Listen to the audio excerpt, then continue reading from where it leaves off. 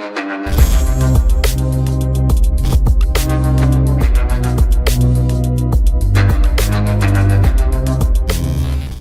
वालेकुम तमाम दोस्तों और भाइयों को। उम्मीद करता है कि आप सब ठीक होंगे, खुश होंगे और हमारी दुआ है कि आप सब ऐसे ही हंसते और मुस्कुराते रहें।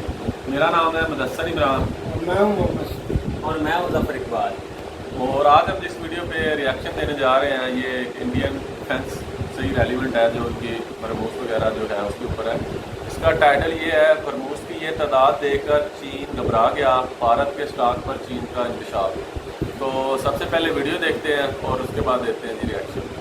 दोस्तों, चीन में भारत के सीक्रेट मिसाइलों का बहुत बड़ा खुलासा हुआ है। यह खुलासा चीन के ही एक ऑर्गेनाइजेशन ने किया है, जिस खुलासे के बाद चीन की सेना में खलबली मच गई है। इस खुलासे में यह कहा गया है कि भारत इतनी अधिक संख्या में मिसाइलें बना रहा है कि उनका सामना चीन का S-400 भी नहीं कर पाएगा, जिसकी वजह से चीन अब रूस से अर्माटा टैंक खरीदने की तैयारी में है। दरअसल भारत को लेकर चीन का स्टेट इंफॉर्मेशन सेंटर यानी चीन के थिंक टैंक के रूप में काम करने वाली संस्था द्वारा भारतीय हथियारों पर बहुत बड़ा खुलासा किया गया है। अब चीन इस खुलासे के बाद रूस के खरीदे गए S-400 पर भी शक करने लगा है। यही वजह है कि चीन अब S-400 को छोड़ S-500 की ओर रुख करने लगा है। तो दोस्तों, आज के इस वीडियो में हम चीन के इसी डर के बारे में जानेंगे। लेकिन वीडियो में आगे जाने से पहले हम आपको कहना चाहते हैं कि आप इस वीडियो को लाइक जरूर करें और कमेंट बॉक्स में जय हिंद जरूर लिखें। हमको पता है भारतीय सेना के लिए आपका दिल बहुत बड़ा है। दोस्तों, ब्रह्मोस मिसाइल और K9 वज्र तोप के खुलासे ने चीन को सबसे ज्यादा हैरान किया है। चीन के सबसे बड़े think tank state information centre ने भारत को लेकर बहुत बड़ा खुलासा किया है। चीन भारत से ज्यादा शक्तिशाली देश होने के बावजूद भी अकेले युद्ध के मैदान में भारत के सामने नहीं आना चाहता। चीन के think tank state information centre का कहना है कि भारत के पास कितनी ब्रह्मोस मिसाइलें हैं, यह चीन को जानना जरूरी है। चीन के इसी थिंक टैंक ने दावा किया है कि भारत के पास 80,000 छोटी बड़े मिसाइलें हैं, जो कि चीन के साथ युद्ध में इस्तेमाल की जा सकती हैं। चीन में भारत के जिन दो हथियारों की सबसे ज्यादा चर्चा है उनमें ब्रह्मोस और K9 वज्र तोप है। आपको बता दें कि K9 का निर्माण साल 2018 में किया गया था, जिसके कई यूनिट को लद्दाख पर तैनात भी किया जा चुका है। वहीं दूसरी तरफ 2007 में तैयार की गई सुपरसोनिक ब्रह्मोस लद्दाख में अलर्ट मोड पर है। 2007 से लेकर अब तक ब्रह्मोस की कितनी यूनिट तैयार की गई है, यह बात भी चीन को काफी परेशान कर रही है, क्योंकि दोस्तों चीन जानता है कि ब्रह्मोस उन गिने चुने मिसाइलों में से आता है जो दुनिया के सबसे advance air defence system S-400 को भी चकमा देने का मादा रखता है। वहीं इजराइल का आयरन डोम भी इसके सामने फीका पड़ जाता है। आप ब्रह्मोस के ताकत का अंदाजा इस बात से लगा लो कि भारत ने एक खास तरह की रेजिमेंट बनाई है जो सिर्फ और सिर्फ ब्रह्मोस को ही ऑपरेट करेगी। अब आप सोच कर देखिए दोस्तों, एक तो ब्रह्मोस दुनिया की सबसे खतरनाक मिसाइलों में से एक, ऊपर से उसे दागने के लिए एक स्पेशल रेजिमेंट। वैसे भी भारत और चीन के बीच तनाव हमें हर 1-2 साल में देखने को मिल रहा है। ऐसे में सवाल है कि आखिर भारत के जखीरे में कितनी ब्रह्मोस है, क्योंकि अगर भारत और चीन का युद्ध हुआ तो ब्रह्मोस एक गेम चेंजर साबित होगा और यह काफी महत्वपूर्ण होगा कि भारत कब तक ब्रह्मोस दागता रहेगा। आपकी जानकारी के लिए बता दें कि आमतौर पर निर्माण हो चुके मिसाइलों की एक्सपायरी डेट भी होती है और एक्सपायरी डेट से पहले मिसाइलों का उपयोग कर लिया जाता है या फिर एक्सपायर हो चुके मिसाइल को रिसाइकलिंग के लिए नष्ट कर दिया जाता है। आपको बता दें कि ब्रह्मोस मिसाइल के रख रखाव पर खूब खर्चा आता है, लेकिन भारतीय रक्षा मंत्रालय इस खर्चे की परवाह किए बगैर ब्रह्मोस को हमेशा तैयार रखती है। इसके अलावा ब्रह्मोस को समय समय पर टेस्ट भी किया जाता रहता है। ब्रह्मोस अच्छे से काम कर रही है या नहीं, यह देखा जाता रहता है, क्योंकि अगर भारत और चीन या फिर भारत पाकिस्तान का युद्ध होता है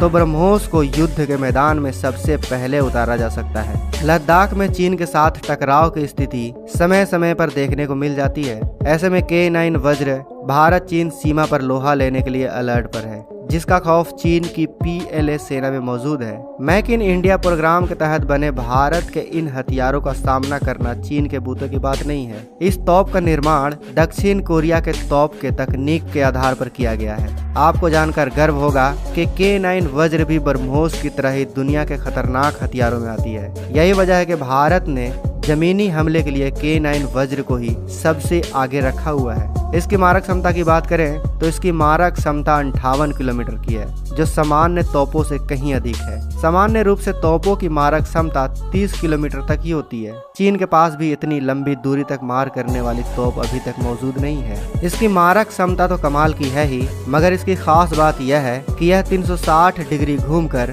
दुश्मन को तबाह करने में माहिर है। आसान भाषा में समझें तो यह चारों तरफ घूमकर दुश्मनों का खात्मा करने में सक्षम है। इतना ही नहीं, युद्ध के दौरान अगर दुश्मन केमिकल अटैक भी करता है तो K9 को इस तरह बनाया गया है कि इसमें बैठे क्रू मेंबर आसानी से केमिकल हमले से बच सके और दुश्मन को धूल चटा सके। आपको बता दें कि भारत ने वैश्विक स्तर पर बोली लगाते हुए K9 वज्र के लिए 4,500 करोड़ रुपए दक्षिण कोरिया को दिया है। भारत ने इसकी यूनिट को ना खरीदकर इसकी टेक्नोलॉजी को खरीदा है। जनवरी महीने में इसी वज्र को चीनी सीमा के पास तैनात किया गया था। दोस्तों, चीन के थिंक टैंक रिपोर्ट में यह दावा किया गया है कि भारत ने अपने जखीरे में 80,000 ब्रह्मोस को रेडी टू फायर रखे हुआ है। खैर, चीन का यह दावा कितना सच है यह या तो चीन जाने या फिर भारत, लेकिन समय समय पर चीन द्वारा भारत के मिसाइलों का विरोध करना यह दर्शाता है कि चीन भारत के मिसाइलों से कितना डरता है। डरना भी चाहिए दोस्तों, क्योंकि भारत अब पहले वाला भारत थोड़ी है।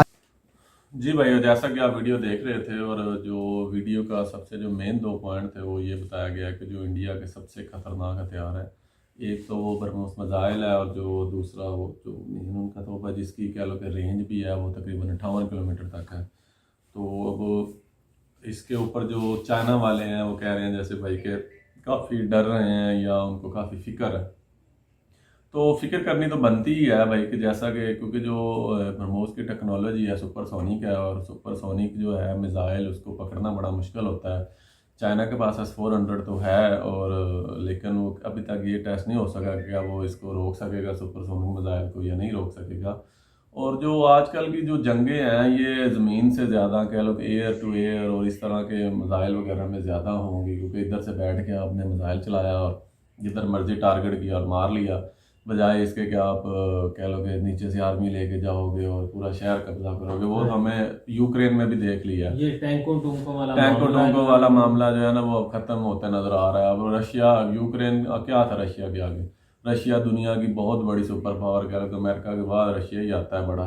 कई तो रशिया को अमेरिका से भी ज़्यादा बड़ी कह लो कि मिलिट्री पावर कहते हैं। तो हमने वो देख लिया कि महीनों हो गए अभी तक उनसे कब्जा नहीं हो सका वहाँ पर। अगर ज़मीनी देखा जाए तो एयर टू एयर स्ट्राइक वगैरह में हुआ फ़ायदा। और जो टैंक तो है उनके उन्होंने वो तुर्की के ड्रोन से ही उड़ाए गए हैं। जितने रशिया के टैंक थे वो ऊपर से ड्रोन लाते थे और उड़ा देते थे। तो अगर मैं इस वीडियो में बात करूँ जो दूसरा टैंक की बात कर रहे थे उससे ज़्यादा तो जो ब्रह्मोस मिसाइल है उसकी वाकई ये है कि दहशत है जैसे। लेकिन इसमें भी ये देखना पड़ेगा इंडिया को, इसका ज़रा ध्यान से रखना होगा। जैसे अगले दिन हमें पाकिस्तान फेंक दिया था आपने तो वो ज़रा केयर करनी पड़ेगी कि ये ज़रा उसका इस्तेमाल है ना, हाँ इधर आ गया था, इस्तेमाल वगैरह ज़रा केयर से करें। ये ना हो कि कल को आज पाकिस्तान आ गया उड़ के अपने ही मुल्क में कहीं गिरा और मसला बनाओ। ये है हाँ, ये ज़रा उनको देखना पड़ेगा। बाकी ये एक सुपरसोनिक का मिसाइल की रेंज भी इनकी अच्छी है और इससे वो आई थिंक वो न्यूक्लियर भी ले जा सकते हैं। खैर इन द एंड अगर देखा जाए इंडिया के लिए अच्छी चीज़ तो है, लेकिन मैं इस हिसाब से देखूँ यार दुनिया के लिए अच्छी चीज़ नहीं है। अगर अब इंडिया ने ये बनाया तो क्या चाइना नहीं इसके मुकाबले में कुछ बना रहा होगा? ऑब्वियसली चाइना भी लाजमी कुछ ना कुछ बना रहा होगा, ये उसके पास पहले ही बहुत कुछ है। मैं कहना ये चाहूँगा कि हम डिफेंस बजट जो है ना उधर ही ज़्यादा लगा रहे हैं और उधर ही पैसा ज़्यादा खर्च करते हैं अवाम की तरक्की। और जो ये पैसा अगर अवाम की तरक्की, तालीम और सेहत पे लगे, एग्रीकल्चर पे लगे तो शायद मुल्क और इस दुनिया को ज़्यादा फ़ायदा हो। लेकिन ज़ाहिर है अब हर मुल्क ने अपना ही सोचना है, डिफेंस तो करनी है ना। अगर आप डिफेंस पैसे लगाते हैं और डिफेंस का मकसद ये होता है कि अगले को दिखाना भी है, हाँ भाई मतलब कि मेरे पास मत आना, मैं लेके बैठा हूँ सारा कुछ। मतलब ये होता है, ये नहीं कि हो जाएगी जंग तो उसमें जीतना, बल्कि पहले ही अगले को बताना होता है भी आई ना मेरे तरफ, मैं बहुत कुछ लेके बैठा हूँ, मेरे पास सारा कुछ है। हाल ही में नहीं देखा कोरिया ने एक दिन में 2 टेस्ट किए मिसाइलों के, इतने बड़ों के। तो एक दहशत ही एक उन्होंने दिखानी होती है कि नज़दीक नहीं आना। और रही चाइना और इंडिया की बात, ये तनाज़ा तो इनको बहुत इनका बड़ा है, लेकिन जहाँ तक देखा जाए फैक्ट से देखा जाए तो चाइना इनके इलाके में भी घुस रहा है और उधर कब्जा भी कर रहा है। और ये कुछ मतलब कि ना तो इतना एक्शन बड़ा ले रहे हैं और ना ही उस पर कार्रवाई कर रहे हैं। बस इधर आज इनकी यूट्यूब पर तो ऐसे ही लगता है कि चाइना कुछ भी नहीं है इनके आगे। और मज़ाल, लेकिन रियलिटी में देखा जाए ना तो चाइना इंडिया को आई थिंक समझते ही अभी कुछ नहीं है। तो ये तो थोड़ा है मसला, लद्दाख में काफ़ी कब्जा करके चीन का बैठा हुआ है इंडिया का, और इंडिया छुड़वा तो नहीं सका है उसको, लेकिन ना मुज़ाकरात से छुड़वा सका है ना वैसे, और वैसे भी उनका वहाँ पर कोई कॉन्ट्रैक्ट आई थिंक जिससे वो जंग भी नहीं करते, गोली शोली भी नहीं चलाते। अच्छी चीज़ है कॉन्ट्रैक्ट, उसको तोड़ना भी नहीं चाहिए, लेकिन को लातों से लड़ना हाँ लड़ना है, लेकिन उससे अब आज़ादी तो नहीं मिल रही। वो आगे से वो कुंफू पांडा वाले ले आते हैं बंदे वो मेरे ख्याल मैंने सुना था जब इनकी पहली बारी हुई थी ना, तो आगे से कुंफू वाले फौजी ले आए थे, जिसकी वजह से इंडिया का ज़्यादा नुकसान हुआ था। इधर से बेचारे नॉर्मल फौजी थे, उधर से वो आ गए थे, तो इस वजह से हुआ था। लेकिन बाद में इन्होंने भी अब ट्रेंड भेज दिए होंगे उधर। असल में डिफेंस बजट की अगर जिस तरह आप बात कर रहे हैं तो वो ज़रूरी नहीं कि बाकी मुल्क अगर डिफेंस बजट अपना बढ़ा रहे हैं तो वो साथ बाकी फैसिलिटी नहीं दे रहे, या आप जिस तरह कह यार दे रहे होंगे, मैं नहीं कह रहा नहीं दे रहे होंगे, लेकिन वो भी तो बच ही सकता है। अगर ये कह लो कि इर्द गिर्द की कंट्रीज अगर दोस्त आपस में दोस्त रहे, अब यूरोपियन कंट्रीज के पास तो इतना नहीं है असला जितना हम लोगों के लेके बैठे हुए हैं। वो भी तो कंट्रीज हैं, छोटे छोटे कंट्रीज हैं और हमसे ज्यादा खुशहाल हैं, उनकी पर कैपिटा इनकम जीडीपी कहीं ज्यादा है, क्यों है? उन सभी की एक्सपोर्ट जो है ना वो ज्यादा जो डिफेंस हथियार है ना वो ज्यादा इधर ही है। इधर जो हमारे एशिया में जो ये एक दो कंट्री जिनको जुनून चढ़ा हुआ है ना, बस रशिया से हम ये जो दोनों कंट्री जो है ना ये इंपोर्ट करते हैं। इंडिया तो बहुत ज्यादा हमारी कर रहा है, आवाम भी इंडिया बड़ी ने तो- खुश होती है ये सुन हाँ, के, जिस जैसे तरह अब इस फ्रांस वीडियो को से- सुन के भी हमारे इंडियन भाई काफी खुश हुए होंगे, लेकिन इन फैक्ट देखा जाए तो कितना पैसा लग रहा है यार इसके ऊपर। यार असल में देखो ना, देखिए सारे कार हैं। अब इंडिया ने S-400 लिया है तो पाकिस्तान खैर उसके मुकाबले में ले तो नहीं सकता, इतना बहुत पैसा चाहिए हमारे इसके पास लिए। तो भाई जहर खाने के पैसे नहीं है पैसा चाहिए, लेकिन ये कि उन्होंने जिस तरह राफेल लिया था फ्रांस से, तो इन्होंने उसके अपोजिट अभी एक लिया है J-10C, लेकिन वो उसके बराबर तो खैर नहीं है भी चाइना का, और उस पे कितना जो है, लेकिन फिर भी ज़ाहिर है इन्होंने भी तो अपना कुछ ना कुछ करना ही है। लेकिन ये पाकिस्तान के भी अब देखो ना कर ही रहे हैं, ये भी अपने कुछ ना पल्ले कुछ। कुछ भी नहीं है, जानबूझ के अपनी गाल जो है ना वो लाल कर रहे हैं, वो सिर्फ दिखाने के लिए कि हम जो है ना वो आपका मुकाबला कर सकते हैं। ज़ाहिर है जो ना, मर्जी है, मुकाबला करेंगे, हाँ, बताएंगे लेकिन तो ये कि अगला अपनी कंट्री तबाही तो तो नहीं ना करे। कम से कम करें। हाँ, आपके पास जो है ना वो सरप्लस है, पेमेंट पैसा बहुत ज्यादा है, फिर आप जो मर्जी खरीदे।